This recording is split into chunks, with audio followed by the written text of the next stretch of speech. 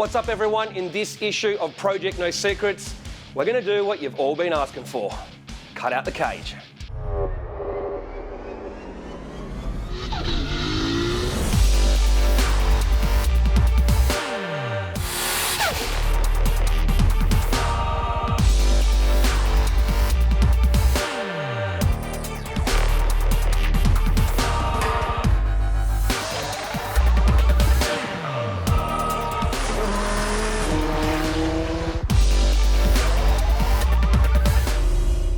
So you've all been asking for it, and you've all been saying it on our YouTube channel with heaps of comments, and that is to cut out that terrible cage. Now, to be honest, the cage probably isn't as bad as you think it is. It's just got a very poor finish of quality. But we have done a bit of research. It doesn't meet spec anymore, and we are going to remove it. So we're at Grim Performance in Hornsby.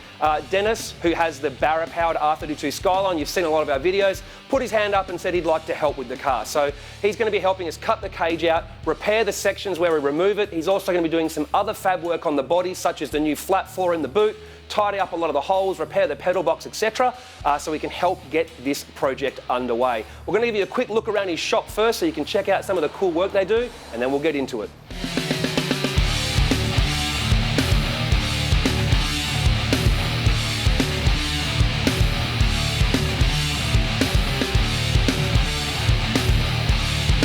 All right, so before we get started on cutting out the cage, Dennis has made a very valid point, and that is that you really shouldn't use a grinder to begin with, and that is because... So a lot of cages, once you weld them, they spring and they move. So if we're using a grinder to cut it and it springs, you can grab the grinder and actually cut, like spin around and cut your hand, or yeah, it's pretty dangerous. So we usually got a rip saw first and see how much spring it has, then grind the rest out. Let's do it.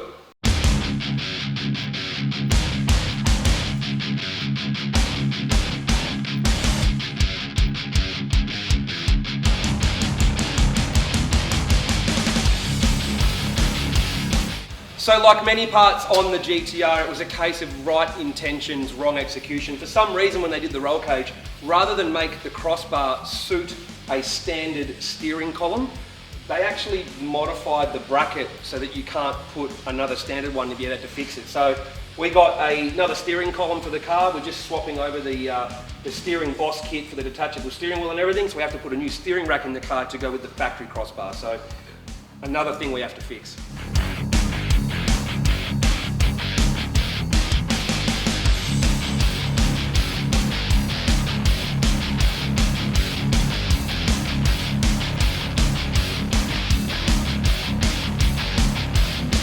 Have a look how flimsy that metal they used is there. I actually bend that with my hand.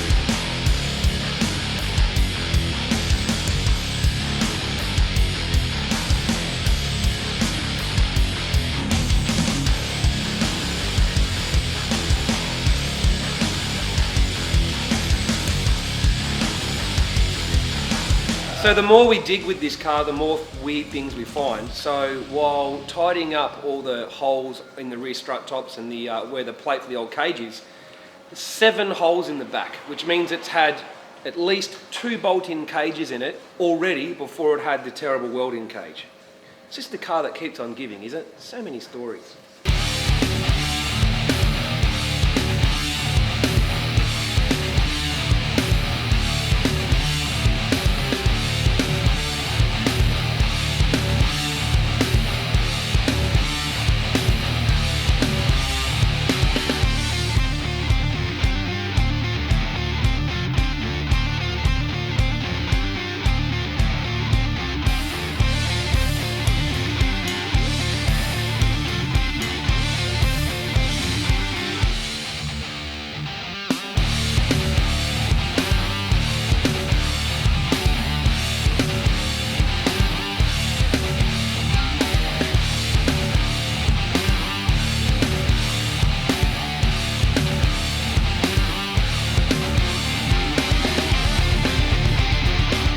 Well, it took 3 of us 8 hours, but it's finally done.